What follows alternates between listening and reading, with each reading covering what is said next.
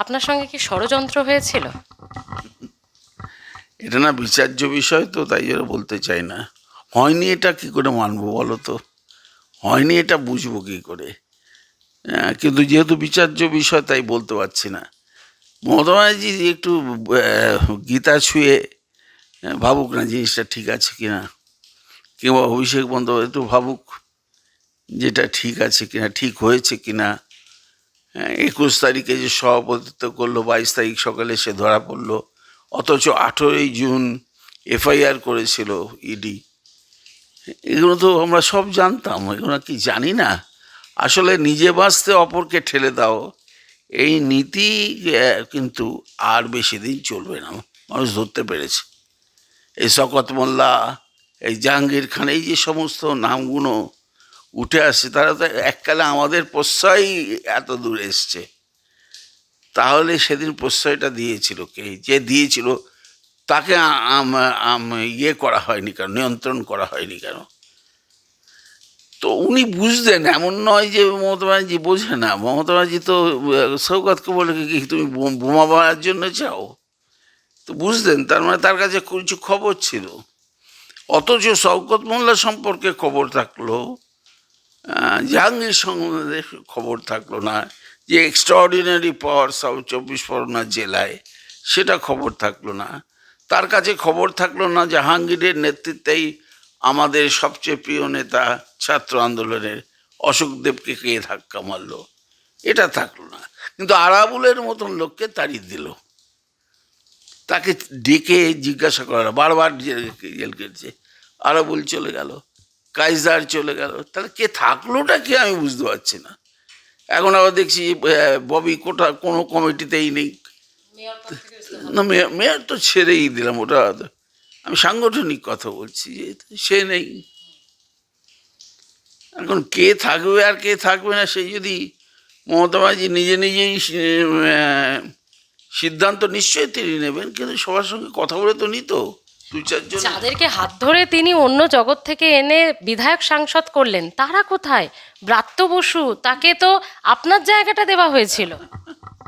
সে আবার নাটক টাটক করছে, বই টই লিখছে, লাইন ফাইন করে সাহিত্য একাডেমির পুরস্কার পাচ্ছে, এইসব হচ্ছে। এ তো এ তো সবাই জানে তিনি কি। আর আমি তাকে অপমান করব না, তিনি সুদক্ষ অভিনেতা, সুদক্ষ নাট্যকার। তো রাজনীতিতে অভিনয় হয়েছে কি হয়নি আমি কি করে বলবো? আমার পক্ষে তো বলা। এইসব ইঁদুর হয়ে গেছে না, বাঘ বলে পরিচিত ছিল, এখন দেখছি ক্ষমতা আছে, যেই হেরে গেছে সব ইঁদুর। আমরা ক্ষমতার মধ্যে এনেছিলাম, এরা ক্ষমতা হারিয়েছে।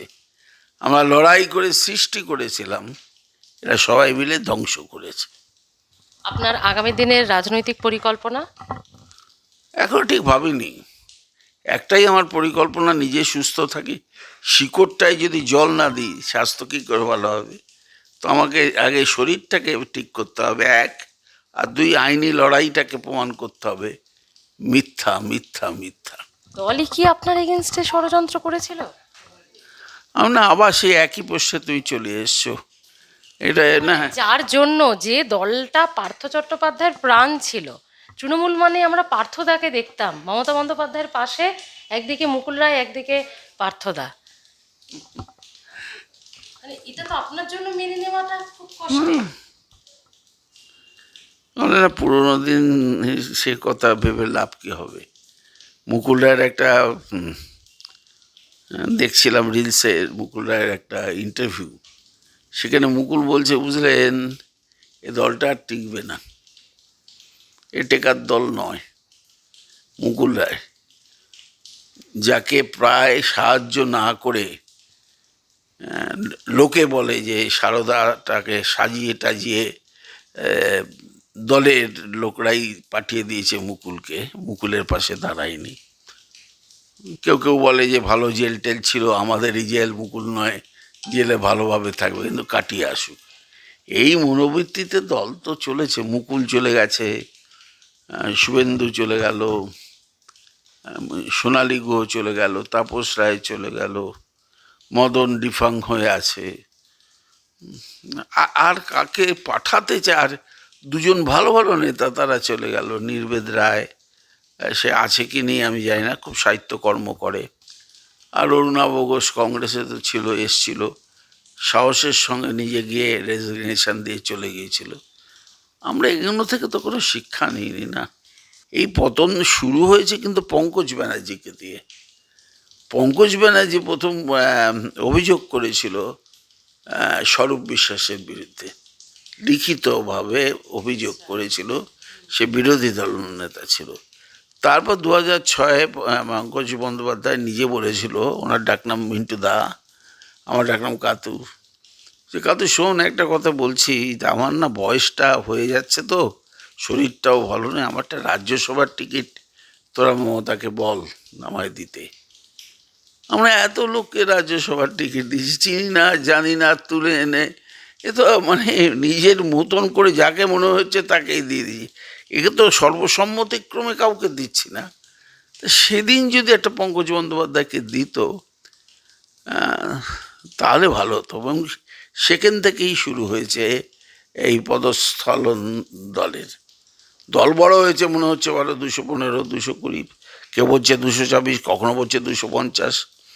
এই যে অপরিণত কথাবার্তা, তার থেকে কি মনে হয় না যে এখনো সময় আসেনি সেনাপতি হওয়ার? আইপ্যাককে সামনে রেখে কখনো প্ল্যাটফর্ম তৈরি হতে পারে না। সংগ্রামের মধ্য দিয়ে, সংগঠনের করার মধ্য দিয়েই সেই প্ল্যাটফর্ম তৈরি হয়। সেটা হয়নি, এবং সেটার জন্যও তো আমরা অনুতপ্ত নই। আমরা 215 না 211 যাই হোক একটা ছিলাম, সেখান থেকে 80 হয়ে গেল, তাহলেও বলছে তোমরা উঠে দাঁড়িয়ে বলো সেনাপতি ভালো কাজ করেছে। এটা কি যুদ্ধে হেরে বোধহয় বলা, তোমরা সবাই মিলে সেনাপতিকে। কি বলছেন শোভনদেব চট্টোপাধ্যায়ের মতো? না না, সমরদা, বন্দ্যোপাধ্যায়, সমরদা, বিমানদা কি সমরদার মতন রতুয়ার বিধায়ক, আমার ঘনিষ্ঠ লোক। তো এইগুলো না আসল কথা বাংলার সংস্কৃতির সঙ্গে বেমানান। এবং পরাজিত দল কখনো জয়ীর ভাব দেখাতে পারে না, মেনে নিতে হয়।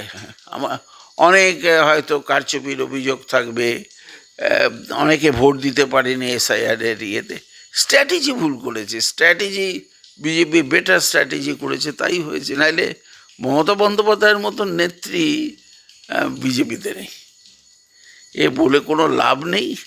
আর কি এখন ঘুরে দাঁড়াতে পারবে? উনি চেষ্টা করলে পারবে, উনি তো চেষ্টাই করছেন না।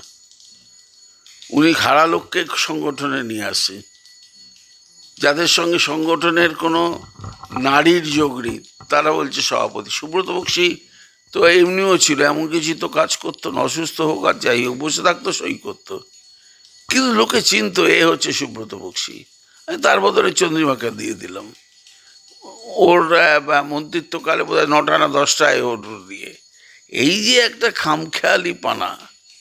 তারপর আমরা মালা রায় ভালো, আর নির্বেদকে দিতে পারতাম, নির্বেদকে গিয়ে একটু রিকোয়েস্ট করার দরকার ছিল, অরুণাভ ঘোষকে আবার ফিরিয়ে আনার দরকার ছিল। এগুলো তো কিছু হচ্ছে না। এটা বেসিক্যালি কংগ্রেসেরই লাভ হবে আগামী দিনে, নিঃসন্দেহে লাভ হবে। আমরা যদি রেসপন্ড না করি, আমরা যদি দেয়াল লিখন না বুঝতে পারি, তাহলে অনেকেই জেলা স্তরে কংগ্রেসের দিকে পা বাড়াবে। তো আগামী দিনে কি আপনাকেও কংগ্রেসে দেখা যাবে? না, আগামী দিন না, আমি বর্তমানেই ভাবছি এ দলটার কী হবে। তোমার কাছে প্রশ্ন করতে হয়েছে এ দলটার কী হবে, আমি তোমায় প্রশ্ন করছি, আচ্ছা বলো তো তুমি এ দলটার কী হবে। এ দলটার কী হবে জেনেও মদন মিত্রকে একটা জেনারেসিটি করা গেল না, তাকে ঠেলে দেওয়া হলো হকার্সে। তার থেকে না করে দিয়ে হসপিটালেরও একটা ব্যাপার যদি তাকে দিত, তাহলে ও বেটার হসপিটালটা চালাতে পারতো, হকারও বেটার চালাবে। তো এটা নেতা, এটা জিতেছে এতদিনের অভিজ্ঞতা তাকে করলো, সেও খুব আনন্দিত, চোখে চশমা পরে নানা রকম সাজুগুজু করে। ও তো বহুরূপী নেতা হতে পারে না, ও তো গুণ আছে, জ্ঞান আছে, লড়াই করবার ক্ষমতা আছে, তাকে আমরা ইউজ করতে পারছি না।